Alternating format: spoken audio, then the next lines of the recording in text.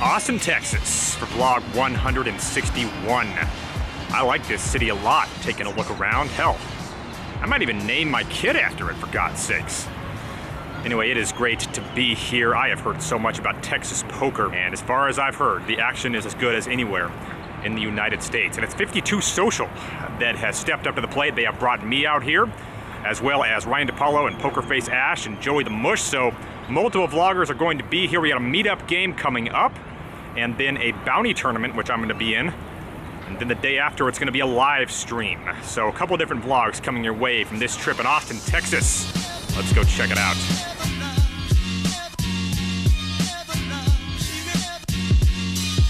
When I showed up to 52 Social on a Tuesday evening, my goal was to jump into the live stream game. But due to the fact my flight got in later, I was unable to get a seat.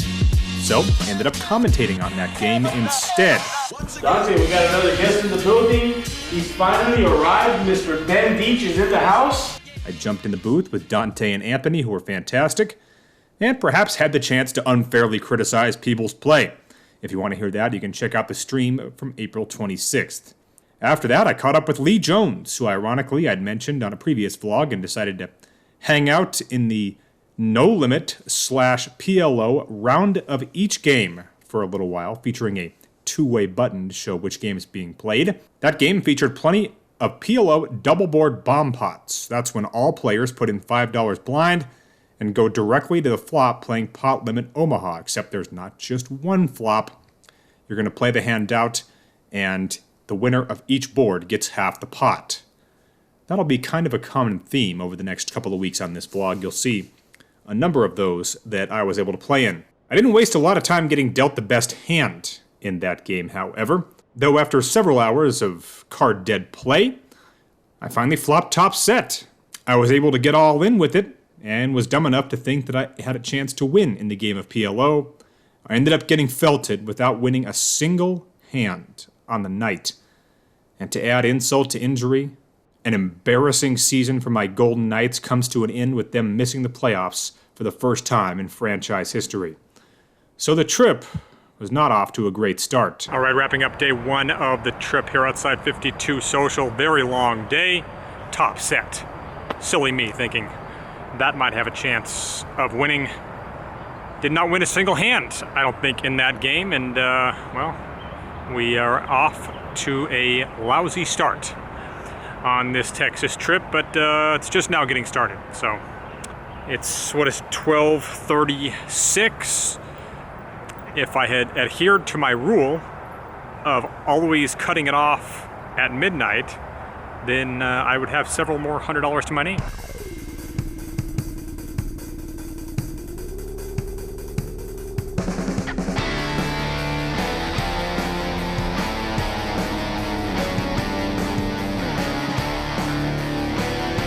All right, inside 52 Social in Round Rock, Texas, where today we have a Meetup Game. I'm in it along with Ryan DePaulo, Joey the Mush, and Pokerface Ash, and the action, I have no doubt, is going to be good.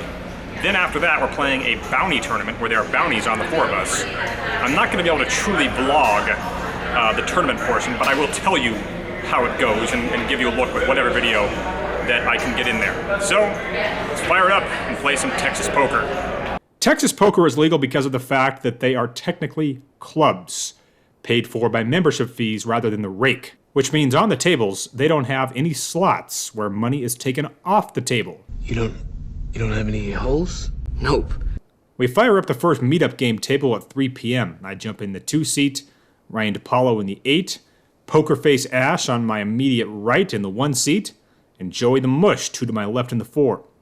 Ash and DePaulo wouldn't stay long as they would leave to start a second Meetup table, and vlogger Slow Poker would sit down in the game as well. I get dealt Ace-King on the first hand and immediately get 3-bet. I made the call and swung and missed on the flop, and ended up letting the hand go. That was followed up by the first of what would prove to be many PLO double board bomb pots. I'm not a huge fan of these, but that's what they do here, and I wasn't going to sit them out.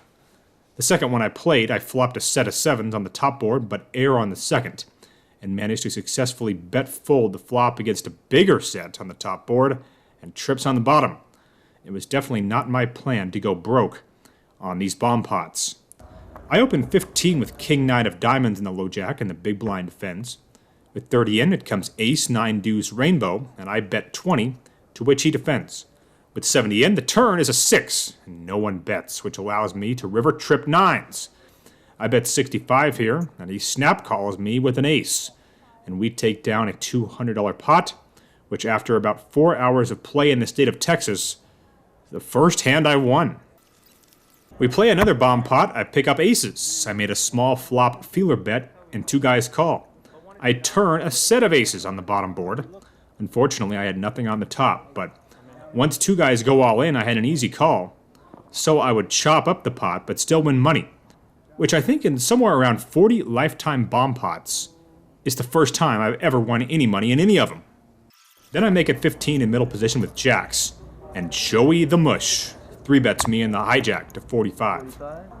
I call, and with 95 in, we're heads up to ace 6-5, all clubs. I check, Joey bets 35, and with the jack of clubs, I decide to come along here.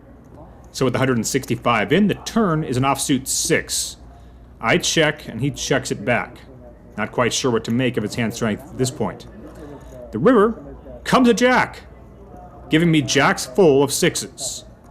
I decided to hope that he was pot controlling an ace on the turn here, and I would just simply bet out.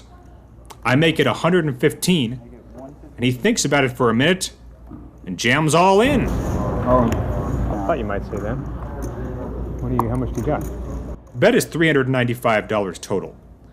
As he was thinking about what to do after I'd bet the river, it kind of clicked in my mind that he could easily be taking this line with pocket aces because he'd filled up on the turn and was no longer scared of losing.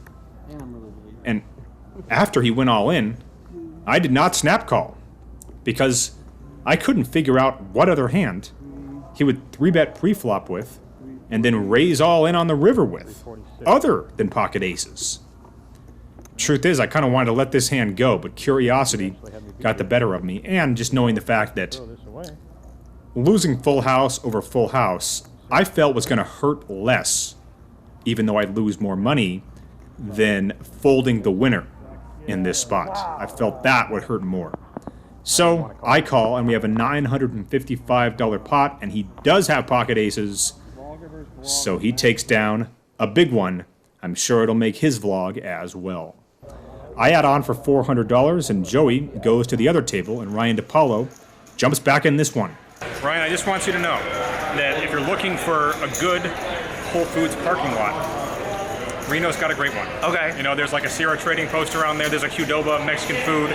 So, you know, if you're in search for one, that could be an option for you. All right, I'll be. I always wanted to go to Reno. I need to. I'll make sure I go to the Whole Foods as part of it. Qdoba's whack though, dude. So fuck you, Qdoba. No, I'm sorry. You can't even put this. I don't even know. For the next hour, I was completely card dead. And before I knew it, it was 6 p.m. and it was time for the Vlogger Bounty Tournament, where I started with 20K in chips, and a bounty chip would go to whoever busts me, earning them $200. I was also given a classic token from the plaza in Vegas by a very kind viewer of this vlog. Over the course of the first few levels, I got an insane amount of action on the raises I did make due to the bounty. Unfortunately, that never resulted in me actually making the best hand. Finally, in a limped pot, I picked up the 5-6 suited and limped in as well. I flopped 2 pair and jammed all in. The unfortunate part about that was I was already up against a flopped straight. But neither of us would win the pot, as the aforementioned Dante did not feel like laying his hand down. I am such a dog. The back door straight fucking. So I jumped back in cash on the same table as before. I thought I might have a chance to scoop a bomb pot when I flopped a straight on the top board and the nut flush draw on the bottom board. Turned out I'd lose the top and win the bottom, despite missing the flush. I then play another bomb pot 5 minutes later. I turn the nut flush draw on the bottom board and pot it. I get called and river a straight on the top. And despite 3 clubs out there, My $150 value bet gets paid off by a weaker hand I didn't see, and I believe, for the first time in my career, I win an entire bomb pot. Over the next 2 hours, I can't find a single hand to show here. Though I did make some more money in bomb pots, never scooping, but chopping up several other opponents' chips when you win half the pot. I had a king-high flush on the bottom board of one of them. That concept seems to be key in this game, but I wanted to ask someone who would know better than me. All right, Anthony Ramirez is here on 52 Social. Does it seem to you, it seems to me like in these games, a huge amount of the money that you'll end up winning is simply by chopping double board bomb pots. 100%. And all the money you make from everyone else when you and one other opponent chop the pot. 100%. And that is why the trick to bomb pots is never to pot it. It's always to bet 30, 40, 50 bucks on every street because you're going to get 7 people to call it. And then when you chop it at the end, there's going to be more money in the pot.